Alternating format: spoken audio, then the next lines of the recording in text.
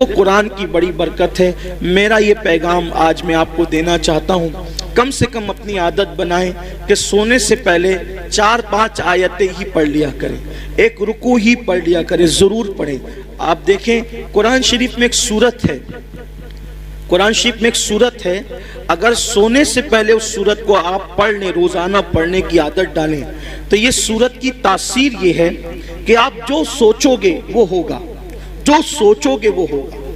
उस सूरत का नाम है सूरह मुज़म्मिल। 2 रुकू पर मुश्तमिल है ये सूरत और 5 मिनट से भी कम का वक्त लगता है। 5-6 दिन अगर आप उसको रेगुलर पढ़ेंगे ना सूरह मुज़म्मिल को, तो आपको ये ज़बानी याद हो जाएगी और आप सूरह मुज़म्मिल पढ़ने के आदी बने। जादू से बचेंगे, सहर से बचेंगे, बलाओं से बचेंगे, ये है। फिर भूखमरी से बचना है, फाका कशी और गुर्बत से, यानी मालदार बनना है। सोते टाइम सूरह वाक़िया की तिलावत कर। सूरह वाक़िया मालदार बनाने वाली सूरत है। एक मर्तबा हज़रत सैयदना अब्दुल्ला इब्ने मसऊद रज़ी अल्लाह ताला, आपके विसाल का वक्त करीब था। हज़रत सैयदना उस्मान गनी आपके घर गए और जाने के बाद कहने लगे, भाई अब्दुल्ला, आपकी बड़ी दीनी खिदमत है, अब ऐसा लगता है कि तुम दुनिया में ज्यादा दिन तक नहीं रहोगे और तुम्हारी बेटियां हैं, और आप मुझे वसीयत कर दे कि मैं आपकी बेटियों के लिए क्या खिदमत कर सकता हूँ। हज़रत अब्दुल्ला इब्ने मसूद उठकर बैठ गए, कहने लगे, उस्मान मेरे भाई, याद रखो मेरी बेटियां कभी भूखी नहीं रहेगी, मेरी बेटियां कभी फाके से नहीं रहेगी, मेरी बेटियों को कभी माल की तंगी नहीं होगी, आप पैसों की बात ना करें। हजरत उस्मान गनी ने कहा, क्यों अब्दुल्ला, हम तो ये समझ रहे थे कि तुम्हारे पास माल नहीं है, इतने यकीन से जो बात कह रहे हो ऐसा लगता है कि शायद तुमने बेटियों के लिए बहुत माल इकट्ठा कर रखा है। अब्दुल्ला बिन मसूद कहते हैं, नहीं, बेटियों के लिए माल इकट्ठा नहीं किया है, मुझे अपने नबी के फरमान पे भरोसा है। अल्लाह के रसूल अलैहिस्सलाम ने फरमाया कि जो सोने से पहले सूरह वाक़िया की तिलावत कर लेगा उसके घर में कभी फाका कशी नहीं हो सकती। मैंने मेरी बेटियों को सूरह वाक़िया की तिलावत करने का आदी बना दिया है, जब तक वो सूरह वाक़िया पढ़ती रहेगी इंशाअल्लाह कभी उनको फाका कशी की नौबत नहीं आएगी। ये सहाबा का यकीन था। बहुत सारी बच्चियों को रिश्ते नहीं आते, सूरह यासीन पढ़े, असर के बाद पढ़े, उनको अच्छे रिश्ते आएंगे।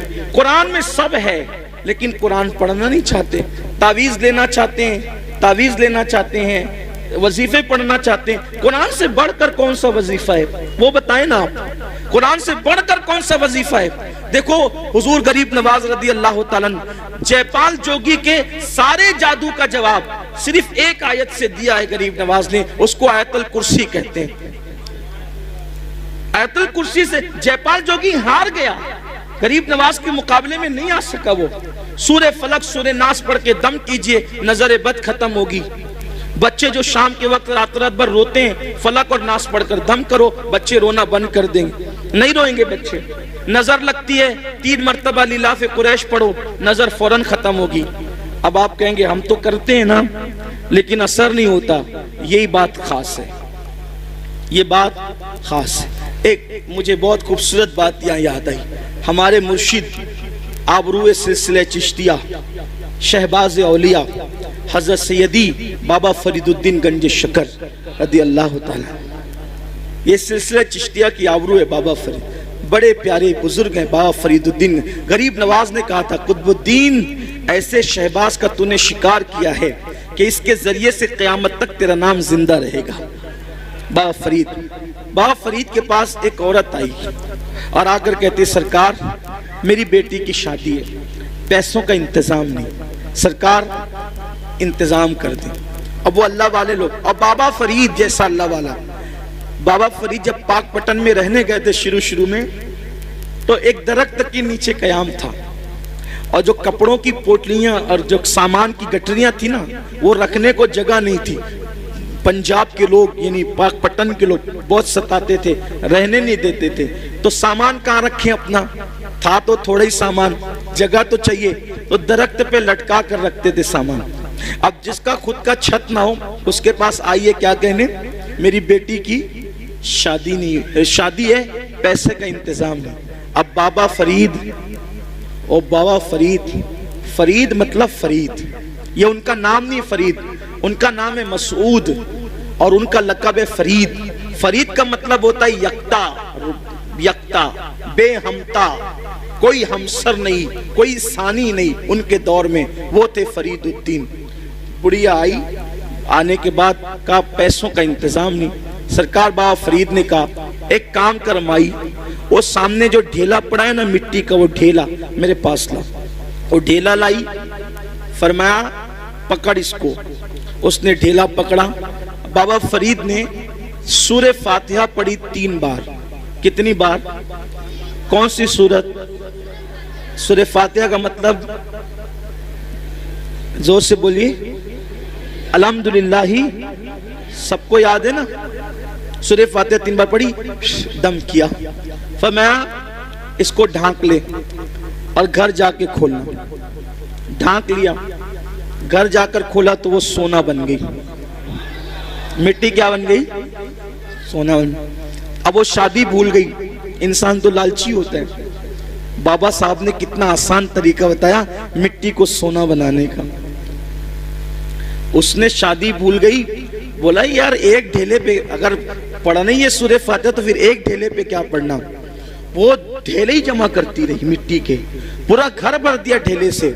और जब रात हुई तो फातिहा पे फातिहा, फातिहा पे फातिहा, फातिहा पे फातिहा पढ़ती रही, फूकती रही, पढ़ती। रात से सुबह हो गई, वो मिट्टी के मिट्टी रही। उसने कहा बाबा साहब ने तो मेरे सामने यही पढ़ा था, इसके सिवा कुछ नहीं पढ़ा था, और सोना बना दिया। और मैं रात भर पढ़ी, गुस्से में सुबह आई, कहा सरकार क्या बात है ये? फरमाया माई क्या हुआ, तेरा मसला तो हल हो गया, नाराज क्यों है? कहा कि आपने सूरह फातिहा पढ़ा तो मिट्टी सोना बन गई। मैं पूरी रात, आपने सिर्फ 3 बार पढ़ा था, मैं पूरी रात पढ़ पढ़ के फूकती रही, वो मिट्टी के मिट्टी रही। और सही बताना आपने फातिहा के सिवा कुछ पढ़ा था? कहा नहीं, फातिहा पढ़ा था, कुछ नहीं पढ़ा था। तो कहा कि आप पढ़ते तो सोना, हम पढ़ते तो मिट्टी। बाबा साहब ने मुस्कुरा के कहा ओ माई, फरीद जैसी जबान तो ला। अस्सलामु अलैकुम वरहमतुल्लाहि वबरकातुहू। मेरे प्यारे अजीज दोस्तों, भाई और बहनों, जैसा कभी आपने हमसे बड़े आलिम मुहद्दिस आज़म मुफक्किर आज़म यानी सैयद अमीनुल कादरी साहब के ज़बान से बनात को समात के लिए मैं आपका मेज़बान कारी तस्बीह आलम।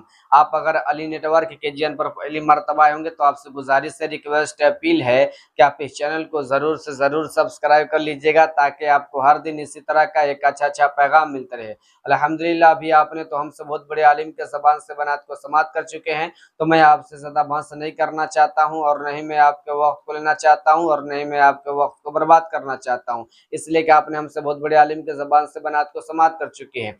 तो आज हम और आपसे साथ मिलकर आपको बहुत ही बड़ी वजीफा बताने जा रहे हैं कि जो शख्स, जो बंदा इस वजीफे को, इस अमल को एक मरतबा पढ़ लेगा ना, उसकी जिंदगी बदल जाएगी। क्या आपको यकीन नहीं हो रहा है? देखिए अभी मुहर्रम का महीना चल रहा है, और एक तो ऐसे ही वजीफा जो बहुत जबरदस्त बताने जा रहे हैं, ये आपका बहुत ही दोनों मिलकर काम करेंगे। तो आपसे जितना जल्द हो सके, जितना फास्ट हो सके, अगर आप इस वजीफे अमल को कर लेंगे ना, इंशाअल्लाह ताला आपकी ज़िंदगी बदल जाएगी। आपके घर में कोई भी परेशानी, गरीबी, गुर्बत आप तो बला नहीं आएगी, बल्कि आप लोग हमेशा अपने घर में खुश रहिएगा। अब आप सोचेंगे अरे यार इतना बड़ा पावर वजीफा कौन सा है, किस वक्त पढ़ना है, रात में पढ़ना है, दिन में पढ़ना है, कितनी बार पढ़ना है, किस वक्त पढ़ना है, कौन सा वजीफा है, कौन सा अमल है, कौन सा दुरूद है, कौन सा इबादत है, ये आपको जानना ज़रूरी है। तो सैयद अमीनुल कादरी साहब ने आपको अच्छे तरीके से, बेहतरीन तरीके से बता दिए, तो मैं आपसे ज़्यादा बहस नहीं करना चाहता हूं। बस मैं आपसे एक ही बात कहूंगा, इस पैगाम को अगर आपने सुन लिया तो इस पैगाम को तमाम हमारे कौम के नौजवान तक शेयर कर दीजिएगा,